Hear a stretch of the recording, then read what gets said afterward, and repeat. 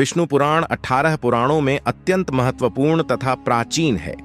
अन्य विषयों के साथ भूगोल, ज्योतिष, कर्मों, राजवंश और भगवान विष्णु जी का विस्तृत वर्णन किया गया है।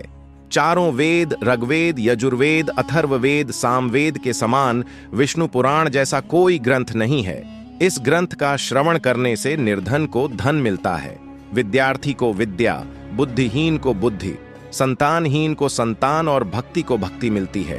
आप सभी इस वीडियो के बाद इन पुराणों को जरूर पढ़ें और अगर आप लोग चैनल पर पहली बार आए हैं तो चैनल को सब्सक्राइब कर दें और वीडियो को लाइक करना बिल्कुल भी ना भूलें, क्योंकि हम आपके लिए ऐसे ही शानदार ज्ञान लेकर आते रहते हैं।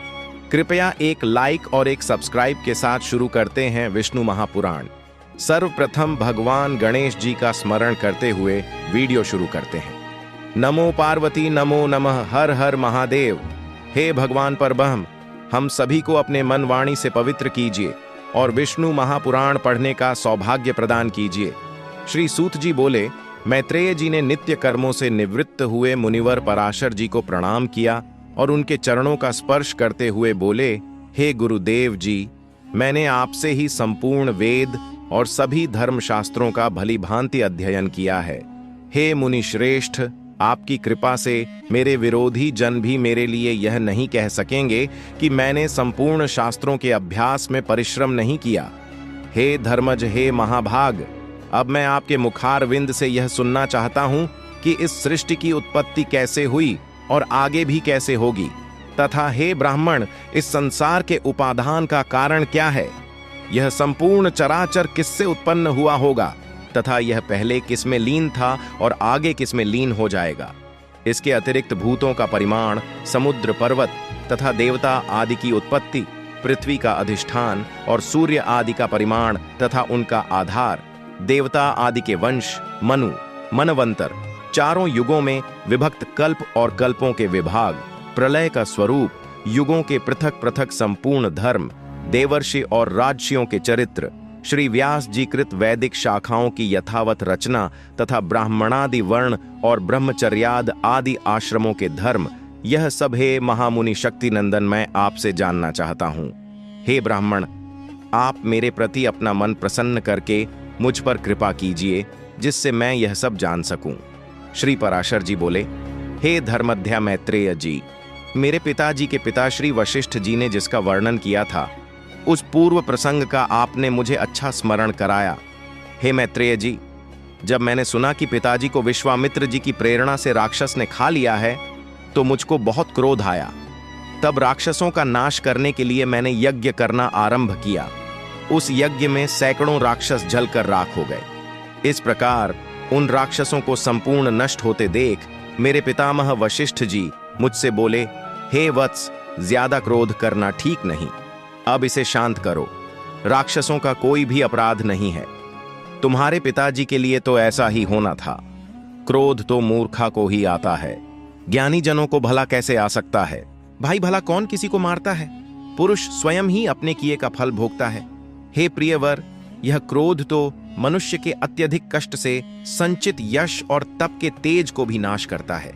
हे तात, इस लोक और परलोक दोनों को बिगाड़ने वाले इस क्रोध का महर्षि गण सर्वदा त्याग करते हैं, इसलिए तुम इसके वशीभूत मत हो। अब इन बेचारे निरपराध राक्षसों को दग्ध करने से कोई लाभ नहीं। अपने इस यज्ञ को समाप्त करो। साधुओं का धर्म तो हमेशा ही क्षमा है। पितामह के इस प्रकार समझाने पर उनकी बातों के गौरव का विचार करके मैंने वह यज्ञ समाप्त कर दिया। इससे मुनिश्रेष्ठ भगवान वशिष्ठ जी बहुत प्रसन्न हुए। उसी समय ब्रह्मा जी के पुत्र पुलस्त्य जी वहां आए। हे मैत्रेय पितामह ने उन्हें अर्घ्य दिया। तब वे महर्षि पुलह के ज्येष्ठ भ्राता महाभाग पुलस्त्य जी आसन ग्रहण करके बोले। पुलस्त्य जी बोले, तुमने चित्त में बड़ा वैर भाव रहने पर भी अपने बड़े बूढ़े वशिष्ठ जी के कहने से क्षमा स्वीकार की है, इसलिए तुम संपूर्ण शास्त्रों के होगे। हे महाभाग, अत्यंत क्रोधित होने पर भी तुमने मेरी संतान का सर्वथा मूलोच्छेद नहीं किया, अतः मैं तुम्हें एक और उत्तम वर देता हूं। हे वत्स, तुम पुराण संहिता के वक्ता होगे और देवताओं के यथार्थ स्वरूप को जानोगे तथा मेरे प्रसाद से तुम्हारी निर्मल बुद्धि प्रवृत्ति और निवृत्ति को उत्पन्न करने वाले कर्मों में निसंदेह हो जाएगी। फिर मेरे पितामह भगवान वशिष्ठ जी बोले, पुलस्त्य जी ने जो कुछ कहा है वह सभी सत्य होगा। हे मैत्रेय, पूर्व काल में बुद्धिमान वशिष्ठ जी और पुलस्त्य जी ने जो कुछ बताया था वह सब तुम्हारे प्रश्न से मुझे स्मरण हो आया है। अतः हे मैत्रेय, तुम्हारे पूछने से मैं उस संपूर्ण पुराण संहिता को तुम्हें सुनाता हूं। तुम उसे भली प्रकार ध्यान से सुनो। इस जगत की उत्पत्ति विष्णु से ही हुई है, उन्हीं में स्थित है। वे ही इसकी स्थिति और लय के कर्ता है तथा यह जगत भी वे ही है। 24 तत्वों के साथ जगत उत्पत्ति का वर्णन तथा विष्णु की महिमा श्री पराशर जी बोले, तीनों काल के अविनाशी जो ब्रह्मा, विष्णु और शंकर रूप से जगत उत्पत्ति, स्थिति और संहार के कारण हैं तथा अपने भक्तों को संसार सागर से तारने वाले हैं, उन विकार रहित शुद्ध अविनाशी परमात्मा सर्वदा एक रस सर्व विजय भगवान वासुदेव विष्णु को नमस्कार है, जो एक होकर भी अनेकों रूप वाले हैं, स्थूल सूक्ष्ममय हैं, कारण एवं कार्य रूप है तथा अपने अनन्य भक्तों की मुक्ति के दाता हैं। उन श्री विष्णु भगवान को नमस्कार है, जो विश्व रूप प्रभु, विश्व की उत्पत्ति, स्थिति और संहार के मूल कारण हैं। उन परमात्मा विष्णु भगवान को नमस्कार है, जो विश्व के अधिष्ठान है, अति सूक्ष्म से भी सूक्ष्म है, सर्व प्राणियों में स्थित पुरुषोत्तम और अविनाशी हैं, जो परमार्थ अति निर्मल ज्ञान स्वरूप हैं, किंतु अज्ञानवश विविध पदार्थ रूप से प्रतीत होते हैं तथा जो जगत की उत्पत्ति और स्थिति में समर्थ एवं उसका संहार करने वाले हैं। उन जगदीश्वर, अजन्मा, अक्षय और अव्यय भगवान विष्णु को प्रणाम करके तुम्हें वह सारा प्रसंग क्रमशः सुनाता हूं, जो दक्ष आदि मुनि श्रेष्ठों के पूछने पर पितामह भगवान ब्रह्मा जी ने उनसे कहा था। वह प्रसंग दक्ष आदि मुनियों ने नर्मदा नदी के तट पर राजा पुरकुत्स को सुनाया था तथा पुरकुत्स ने सारस्वत से और सारस्वत ने मुझसे कहा था, जो श्रेष्ठ से भी परम श्रेष्ठ अंतरात्मा में स्थित श्रेष्ठ परमात्मा रूप, वर्ण और विशेषण आदि से रहित हैं, जिसमें जन्म, वृद्धि, परिणाम, क्षय और नाश इन 6 विकारों का सर्वथा अभाव है, जिसको सर्वदा केवल है इतना ही कह सकते हैं, तथा जिनके लिए यह प्रसिद्ध है कि वे सर्वत्र हैं और उनमें समस्त विश्व बसा हुआ है। इसलिए ही विद्वान उनको वासुदेव कहते हैं।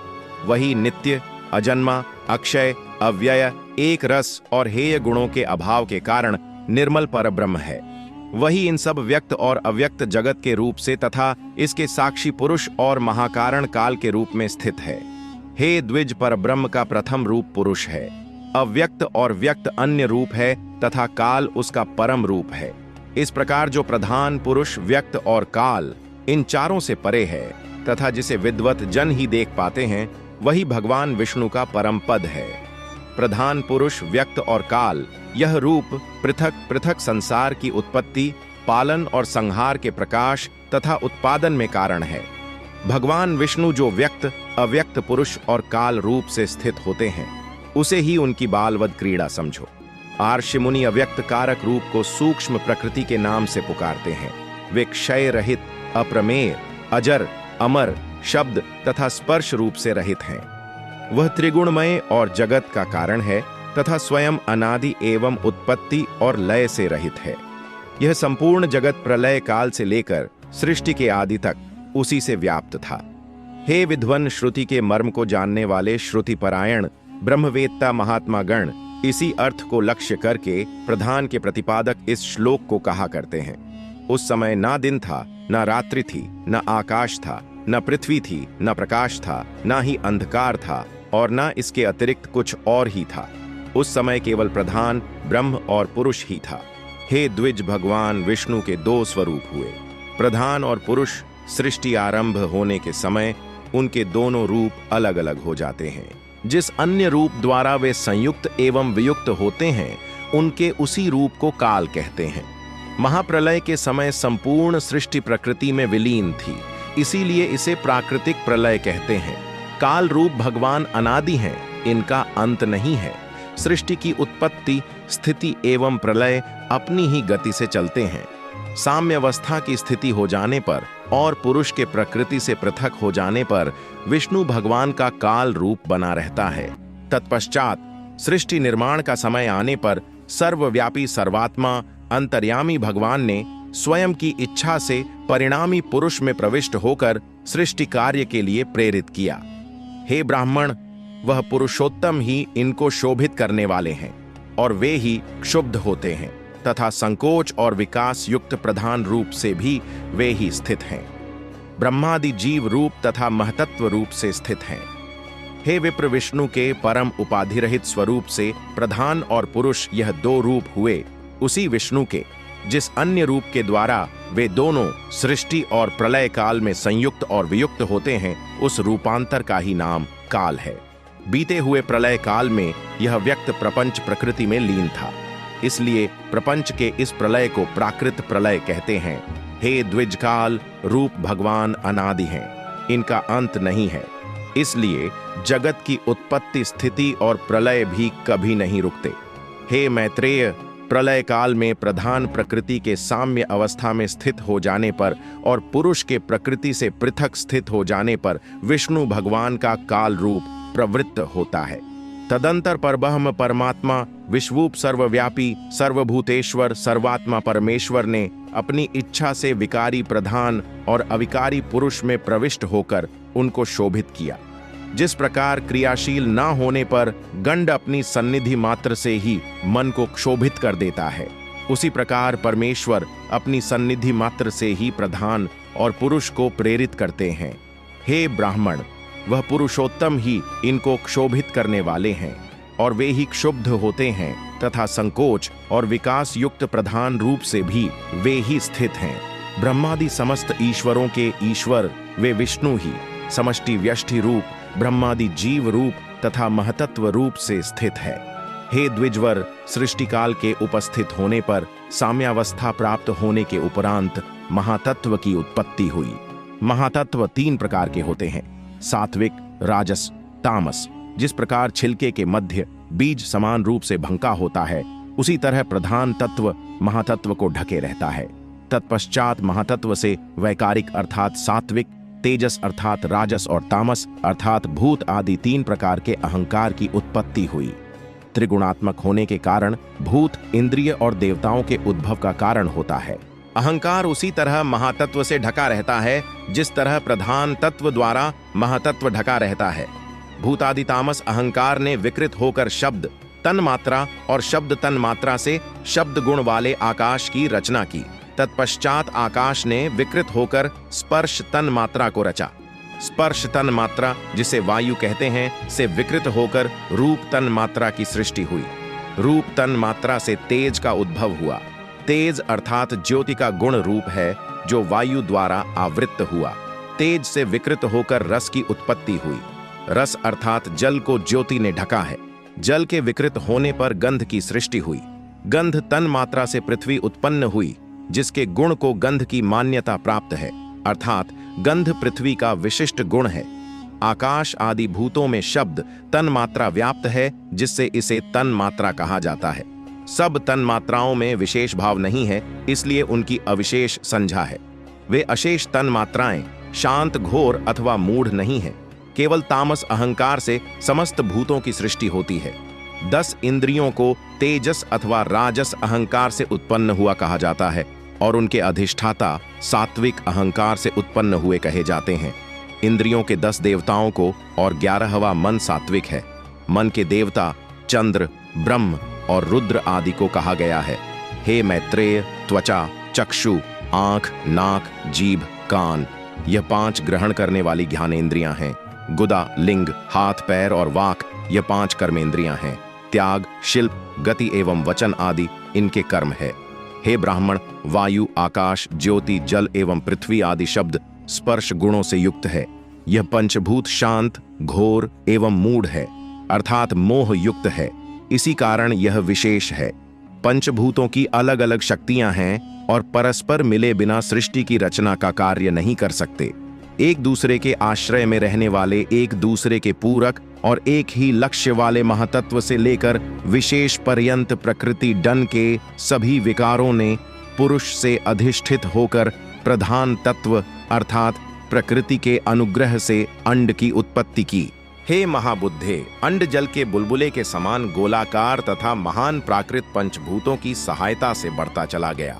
अव्यक्त रूप भगवान विष्णु जी हिरण्यगर्भ रूप में स्वयं इस अंड में विराजमान रहते हैं। सुमेरु पर्वत इस हिरण्यगर्भ रूप अंड का उल, अन्य पर्वत जरायु तथा समुद्र गर्भाशयस्थ रस था। हे विप्र, उस अंड से समस्त लोकद्वीप समुद्र, समस्त मनुष्य देव एवं असुरों की उत्पत्ति हुई। वह अंड पूर्व की अपेक्षा 10-10 गुण अधिक अग्नि जल आकाश और भूत आदि इस तामस अहंकार से आवृत्त है, और यह सब भूत आदि महातत्व से आवृत्त है तथा इन सब के सहित महातत्व भी अव्यक्त प्रधान से घिरा हुआ है। जिस प्रकार नारियल की गिरी छिलकों के आवरण से घिरी हुई होती है, उसी तरह ब्रह्मांड 7 प्राकृत आवरणों से घिरा हुआ है। विश्वेश्वर भगवान विष्णु जी उसमें स्थित होकर रजोगुण का आश्रय लेकर स्वयं सृष्टि की रचना करते हैं तथा रचना हो जाने पर सतोगुण के सहारे युग युग तक पालन करते हैं। तदुपरांत कल्प का जब अंत होता है, उस समय तमोगुणी रूप धारण कर समस्त भूतों का भक्षण कर लेते हैं। हे विप्र, समस्त सृष्टि को अपने उदर में करने के उपरांत सृष्टि को जलमग्न कर विष्णु भगवान शेष शैया पर शयन करते हैं। पुनः जागने पर वे प्रभु स्वयं सृष्टा बनकर अर्थात ब्रह्मा का रूप धारण कर नई सृष्टि की रचना करते हैं। विष्णु रूप में पालन भी स्वयं करते हैं और शिव रूप रुद्र में स्वयं संहार भी करते हैं। पृथ्वी, जल, तेज, वायु एवं आकाश आदि समस्त इंद्रियों से युक्त संसार भगवान विष्णु का विस्तृत रूप है। वे ही सृजन करता हैं, वे ही पालन एवं लय करता है, वे ही ब्रह्मा आदि रूपों में सर्वत्र व्याप्त है। समुद्र के बीच स्थित त्रिकूट पर्वत पर सोने, चांदी और लोहे की 3 ऊंची चोटियां थीं। उन चोटियों के बीच फैला था एक विशाल और हरा भरा जंगल, जहां फलों से लदे पेड़ जीवन का आनंद लुटा रहे थे। इसी जंगल में रहता था गजेंद्र हाथियों का राजा।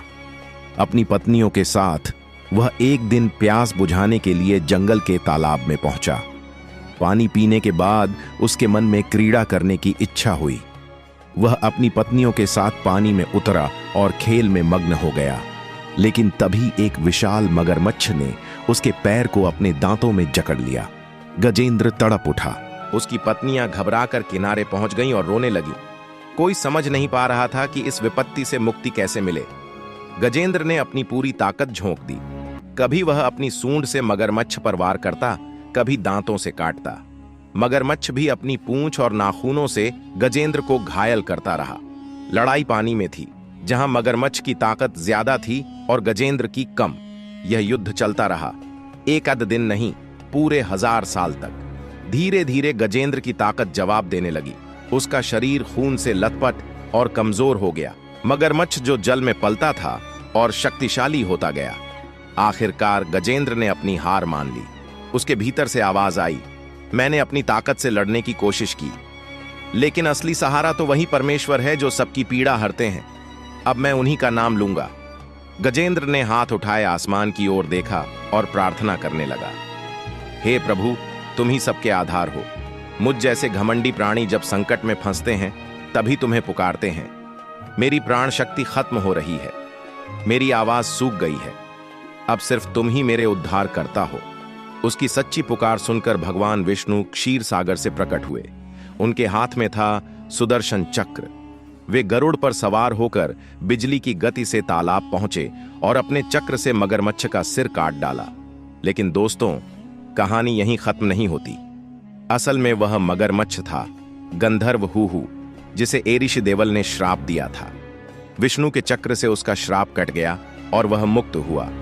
गजेंद्र को जब विष्णु ने अपनी हथेली से स्पर्श किया तो न सिर्फ उसकी ताकत लौटी, बल्कि उसे अपने पिछले जन्म की याद भी आ गई। वह गजेंद्र असल में था राजा इंद्रदुम्न विष्णु भक्त, जिसे आर्ष अगस्त्य ने श्राप दिया था कि वह हाथी के रूप में जन्म लेगा। विष्णु की कृपा से आज उसे मोक्ष मिल गया।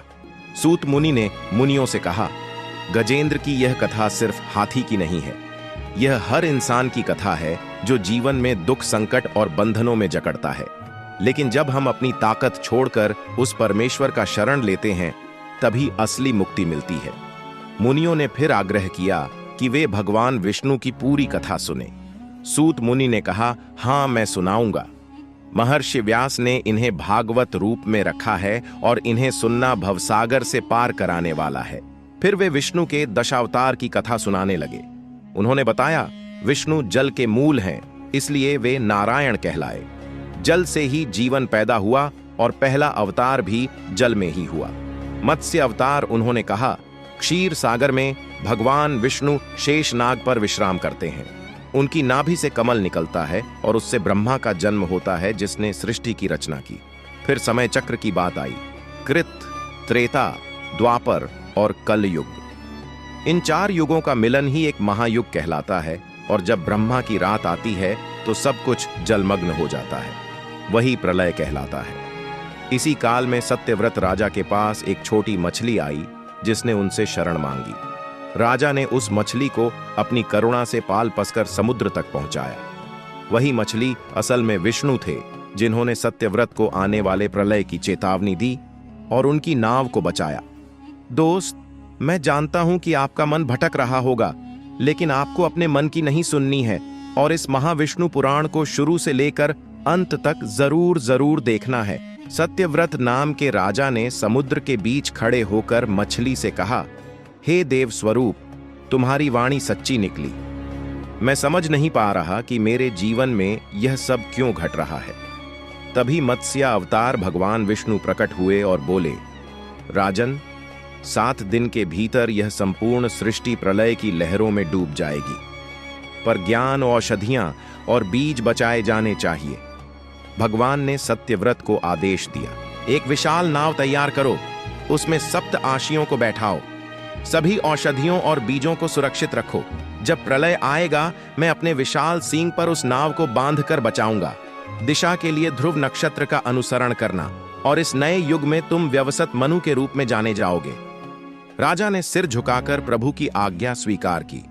इधर प्रलय का अंधकार फैल चुका था, समुद्र उफान मार रहा था। ब्रह्मादेव नींद में थे और तभी समुद्र के तल से दैत्य सोमकासुर निकला। उसने ब्रह्मा के मुख से निकले 4 वेदों को चुरा लिया और समुद्र में छिपा दिया।